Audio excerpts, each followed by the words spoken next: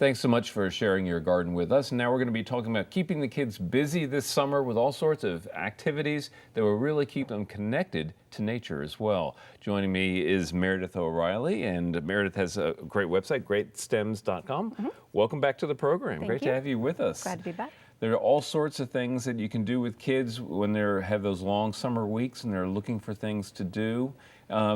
Lots of activities that really connect them with the great outdoors. And you've brought with you an assortment of different ideas. And we're just going to dive in and start talking about some of them. Okay. I'm looking at a couple of milk jugs over there that are highly ornamented now. And you've turned them into bird feeders. Let's talk about what kids learn from the activity of creating these feeders. Well, they're directly taking care of nature. They are providing a way for birds to come in and get some seed, and they can provide them throughout the year with these very simple projects that are easy for young kids and easy for old kids and adults to do. It really just teaches the kids to care about nature, and then they can bird watch at the same time. Right. And milk jug feeders can also be turned into bird houses, for example. So something that every family has, and it connects them to nature. But one of the things I love about a lot of these projects, it also connects the families together. It's an activity you share together. Very much so, very much so.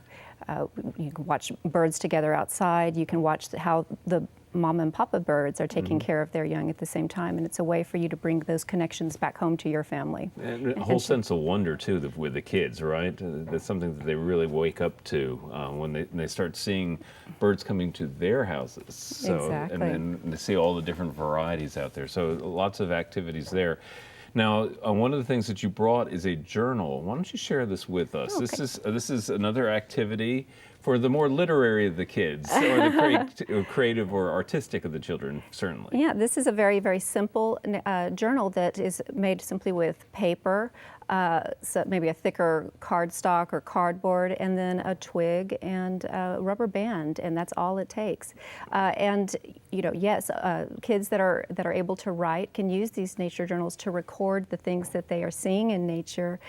They can put in drawings, and even younger kids can have journals of their own and draw their pictures. They may not be able to write sentences or write descriptions, but they can certainly put down the things that interest them. Right. And it's a very, very simple project. All it takes is this little rubber band. All right. That's right back here.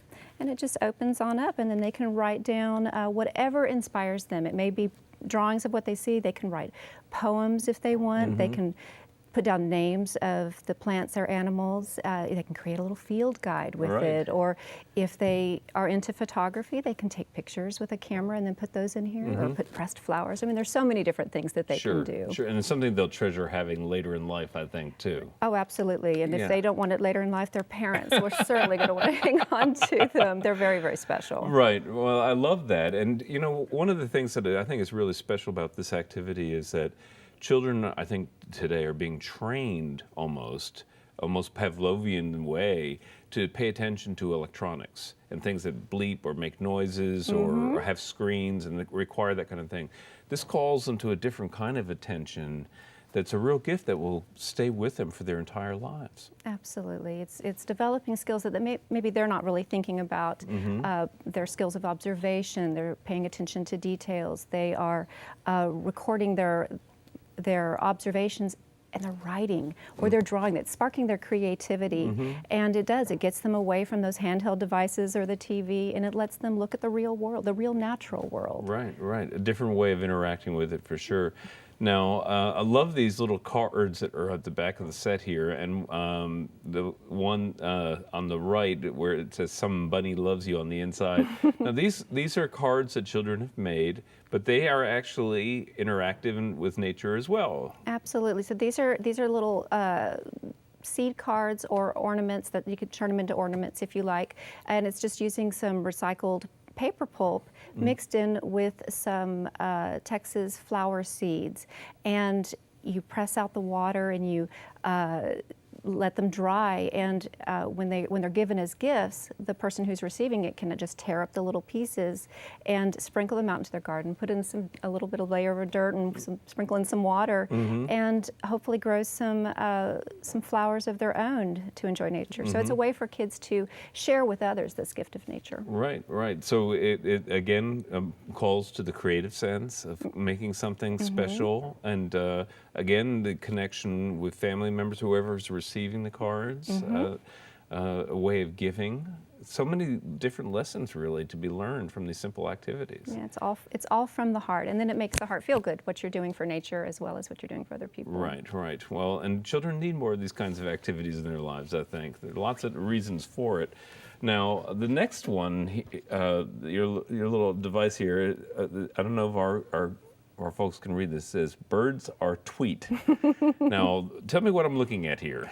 You are looking at a little craft box, it's made from popsicle sticks that's holding nesting materials for birds. Okay. So in the springtime and then in the summertime for birds that do a second nest, they look for natural materials that they can either construct their nest with or add to their nest for lining, and that's what's in here. So it's just simply a one-stop shop for the birds to come in and gather what materials they might be interested in. Okay, and I have to take out some of the residents here.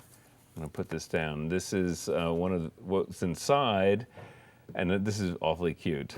So kind of a wild hairdo that will turn into a nest somewhere, right? It might. The eggshells are actually multi-purpose. So as the birds come in and remove the grasses, if the eggshells get broken, they might actually consume some of it for calcium. The females will use it for calcium. So they're kind of multi-purpose. You know, I would brush my cats and put the cat fur in there, which cat and dog fur. Nest. You can see that there's fur in there as well. Dog fur is actually very valuable to birds for lining their nests. Exactly. And birds like tufted titmice will actually go down there to a sleeping dog and remove fur directly from the dog to line their nest. And so this is, again, it's just a place where birds can collect that material without going and messing with Rover. It's funny you mentioned titmice, because the year I put out the cat brushings for the birds, it was titmice that came and collected it instantaneously. Isn't that funny? Yeah, they Right. really like it.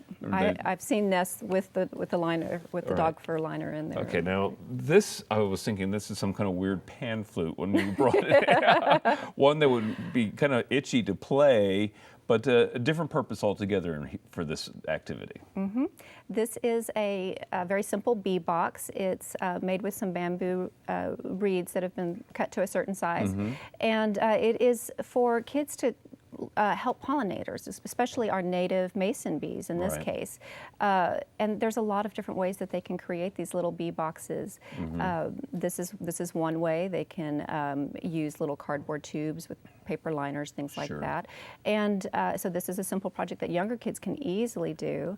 But for older kids who are maybe ready to use a few power tools, they can actually drill some holes in a piece of wood to make bee boxes, and then they can even take it to another level and create an entire insect hotel to really help not just our pollinators like our solitary bees, but also lots of other insects. Right. Well, I think that's a brilliant idea, and the bees need all the help they can get right now. All the different species of bees are struggling, it seems like, and so that's great.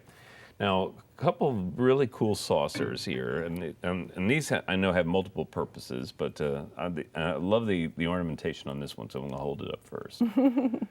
This is just a little ceramic plate. Now, not everybody has the ability to make one of these at home, obviously, but sometimes kids will bring home ceramic bowls that they've made at school, or if you happen to have a ceramic place near you, you can have kids go and paint their own pottery, and that's what this is here. This is a ceramic plate that can serve as a bird feeder, or if they did a deeper plate or a bowl, it could be a bird bath or a butterfly station. In fact, you have one that would be perfect for butterflies or a bird bath right here. And an appropriately happy face here. Again, it's just a very, very simple project that you can do with your kids. All right, and again, to invite the outdoors into your children's lives, and in a way that they'll probably stay with them for the rest of their lives. Nature is a gift that keeps on giving, I think. And It is. and it often takes the parent's guiding hand. So Parents or grandparents. right. So lots of wonderful activities. Meredith, thank you so much for coming on and sharing these activities. Let's hope the kids get busy this summer. All right. Thank you. Thank you. And coming up next is our friend Daphne.